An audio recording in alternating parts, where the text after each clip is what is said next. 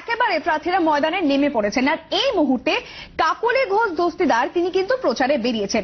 সরাসরি আপনাদের সেই ছবি দেখাবো। আমাদের প্রতিনিধি রয়েছে কমলিকা সেনগুপ্ত, আপনাদের সেই ছবি নিয়ে যাব, আপনাদের দেখাবো। আমাদের প্রতিনিধি কমলিকা সেনগুপ্ত রয়েছে সরাসরি। কমলিকা, তোমরা দেখো, সবার জানা উচিত যে আমাদের করেছে। দেখো, সবচেয়ে বড় কথা হচ্ছে যে তৃণমূলের প্রার্থী তালিকা ঘোষণা হয়ে গেছে এবং দুবারের এমপি কাকলি ঘোষ দস্তিদার এবারও লড়ছেন। তিনি রয়েছেন আমাদের সঙ্গে। কাকলিদির সঙ্গে কথা বলে নেব। কাকলিদি, এইটা বলো যে এই দুবার তো লড়লে, এই থার্ড টাইম আবার নামছো, আজকে কিছুক্ষণের মধ্যে মিটিং, কি মন্ত্র নেবে, কি মন্ত্র দেবেন দলনেত্রী? থার্ড টাইম লড়ছি এবং থার্ড টাইম জিতছি, এটা বলেনি। দলনেত্রীর আমি শিষ্যা আজকে ধরতে গেলে 42-43 বছর। তার দ্বারাই রাজনৈতিক আমার শিক্ষাগুরু, দীক্ষাগুরু বলা যেতে পারে। এবং যা করেছি, যা জীবনে হয়েছি, সবকিছুই মমতা ব্যানার্জি। উনি আমাদেরকে ঠান্ডা মাথায় কাজ করতে বলবেন, মানুষের স্বার্থে কাজ করতে বলবেন, ইলেকশনটা সুষ্ঠুভাবে পরিচালনা করতে বলবেন, যতদূর আমার ধারণা। আচ্ছা, এই যুদ্ধে সবচেয়ে বড় তোমাদের প্রতিপক্ষ হচ্ছে বিজেপি, তাই তো? এবার তোমার যে কনস্টিটুয়েন্সি, কিছুটা গ্রাম কিছুটা শহর, সেখানেও তারা কিন্তু ভালোভাবে শীত কাটার চেষ্টা করছে। সেটাকে কিভাবে প্রতিহত করবে? এবং ডিজিটাল একটা সৈন্য তাদের আছে, সেটাও কিন্তু খুব স্ট্রং। হয়তো চেষ্টা করবে, কিন্তু বাংলার মাটি দুর্জয় ঘাঁটি। মমতা বন্দ্যোপাধ্যায় 7 বছরের সরকার চালিয়ে যে উন্নয়নটা করেছেন, বাংলার মানুষ সেটা প্রত্যক্ষ করেছে। এবং বাংলার মানুষ মমতা বন্দ্যোপাধ্যায় ছাড়া কাউকে চেনে না। বর্তমানে এটা যে সত্যি, সেটা ওরা ইলেকশনে বুঝতে পারবে। আর সোশ্যাল নেটওয়ার্ক যেটা হতে পারে, আমরা তাতে নতুন, কেননা সত্যি এখানে এটা ছিল না, কিন্তু পয়সা দিয়ে লোক রেখে ওরা সেটা করছে। আর আমাদের এখানে কর্মীরাই আমাদের সম্পদ, মমতা ব্যানার্জি বলে থাকেন। সেই কর্মীরা প্রত্যেকে এক একজন আমাদের সোশ্যাল নেটওয়ার্কের সৈনিক হয়ে গেছে। সুতরাং লক্ষ লক্ষ ছেলে মেয়ে আমাদের কাজ করছে, খুব ভালো কাজ করছে সোশ্যাল নেটওয়ার্ক। আমাদের সঙ্গে পেরে উঠবে না, ওরা কিছুতে পেরে উঠবে না। তৃতীয় খুব গুরুত্বপূর্ণ প্রশ্ন, যে রাইটিস দলে গোষ্ঠীকন্দল থাকে, কিন্তু আপনার যারা সেনাপতিরা রয়েছে, 7টা বিধানসভার বিধায়ক এবং আপনার একদম ভালো সম্পর্ক নয়, তাদের দুটো আলাদা আলাদা পার্টি, এইটা সর্বজন বিদিত। ঠিক কয়েকদিন আগে এমন একটা ঘটনা ঘটেছে। এই সব কিছুর মধ্যে কিভাবে সামলাবেন তাকে? আমার সবার সঙ্গে ভালো সম্পর্ক, কোনো অসুবিধে নেই। এবং আমার দলেরই তিনি বিধায়ক, আমার দলেরই তিনি মেয়র। আর তার যদি কোনো বিচ্যুতি থাকে, সেটা সম্বন্ধে দলনেত্রী মমতা বন্দ্যোপাধ্যায়ের সম্যক ধারণা আছে।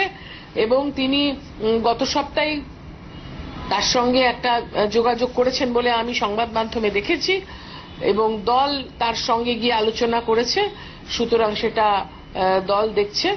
আপনি কথা বলেননি তার সঙ্গে? আপনার বিধায়ক? আমাকে দল দায়িত্ব দেয়নি দলের। আমি যুদ্ধের জন্য তো তিনি একজন খুব গুরুত্বপূর্ণ সেনাপতি।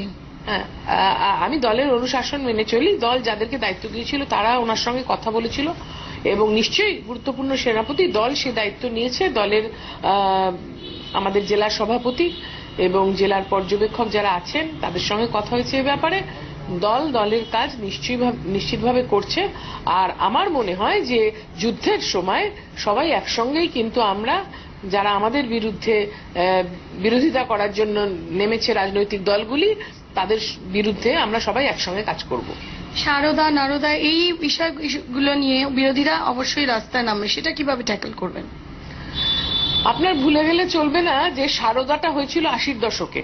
তখন বামফ্রন্ট সরকার ছিল, এবং তার তাবর তাবর নেতা মন্ত্রীরা উস্কানি দিয়ে, মদত দিয়ে এই মানুষকে সর্বশান্ত করার এই স্কিমটা তৈরি করেছিল। আর যারা এই অন্যায়টা করেছিল, তাদেরকে কিন্তু মমতা বন্দ্যোপাধ্যায়ের সরকার অ্যারেস্ট করে, তাদের ট্রায়াল চলছে, তাদের অ্যারেস্ট করেছে এবং কমিশন তৈরি করে বহু মানুষের টাকা। এজেন্সির মাধ্যমে লড়তে চাইছে কেন্দ্র সরকার, সেইটা কেন বলছে? এজেন্সিগুলোকে মিস ইউজ করছে, এটা আমি বলছি না, সারা দেশ বলছে। কেননা সারা দেশের সকল রাষ্ট্রনেতা, সকল রাজ্য নেতা চোর, জোচ্চোর, এরকম তো হতে পারে না। এবং প্রত্যেকটা অফিসার কথা না শুনলে তার বিরুদ্ধে সিবিআই লাগিয়ে দেবো, টেলিফোনে আড়ি পাতবো, মোবাইল। আপনার এখানে ফোনের নেটওয়ার্কের কি অবস্থা? সেটা তো আপনারা দেখলেন, আপনারা নিজেরাই বলছেন এখানে নেটওয়ার্ক নেই কেন। ফ্ল্যাটের বাইরে গেলে নেটওয়ার্ক আছে, ফ্ল্যাটের ভিতরে নেটওয়ার্ক নেই। এটা গত 2 বছর ধরে নেই। এই মোদী সরকার আসার পর থেকে আমাদের মোবাইল ফোনও ফ্ল্যাটের ভিতরে কাজ করে না, আর ল্যান্ডলাইনেও আড়িপাতে খক খক করে আওয়াজ হয়, কোনো কথা শোনা যায় না। সুতরাং ওরা মানুষকে যে অত্যাচার করছে, মব লিঞ্চিং করছে, সাধারণ মানুষ থেকে শুরু করে রাজনৈতিক ব্যক্তিত্ব, প্রত্যেকটা ক্ষেত্রে ভারতীয় জনতা পার্টির কেন্দ্রীয় সরকার মানুষের বিরোধিতা করেছে, মানুষকে অত্যাচার করেছে। এটা ভারতের মানুষ জানে, তাই ভারতবর্ষের মানুষ এবার ওদেরকে আর চাইছে না। মমতা বন্দ্যোপাধ্যায়কে প্রধানমন্ত্রী হিসেবে দেখতে চাইছেন? ভারতবর্ষের মানুষ নিশ্চয়ই মমতা বন্দ্যোপাধ্যায়ের উপর যথেষ্ট আস্থা রাখেন। তার যে উন্নয়ন, 7 বছরে পশ্চিমবাংলার আমূল পরিবর্তন তিনি পরিকাঠামোগতভাবে, অর্থনৈতিকভাবে, সব দিক দিয়ে, এখন আপনার অত সময় নিয়ে আমি তাহলে বুঝিয়ে বলতাম, ঘটিয়েছেন। এবং আপনারা চান মমতা বন্দ্যোপাধ্যায় প্রধানমন্ত্রী হোক? আমি তো নিশ্চয়ই চাইবো। ভারতবর্ষের মানুষ ভোট দেওয়ার পরে যখন বিভিন্ন রাজনৈতিক দল থেকে বিজয়ী হয়ে যাবেন সাংসদরা, তখন তারা বসে ঠিক করবে যে ভারতবর্ষের প্রধানমন্ত্রী কে হবে। প্রচারে ইতিমধ্যেই নেমে পড়েছেন কাকলি ঘোষ দস্তিদার, কিন্তু তার পাশাপাশি একদমই। প্রচারে নামার আগেই অভিযোগ তুললেন কেন্দ্র সরকারের বিরুদ্ধে যে তার যে ফ্ল্যাট সেইখানে কোন রকম ফোনের নেটওয়ার্ক কাজ করে না এবং আড়ি পাতে কেন্দ্রীয় সরকার। একদমই ধন্যবাদ।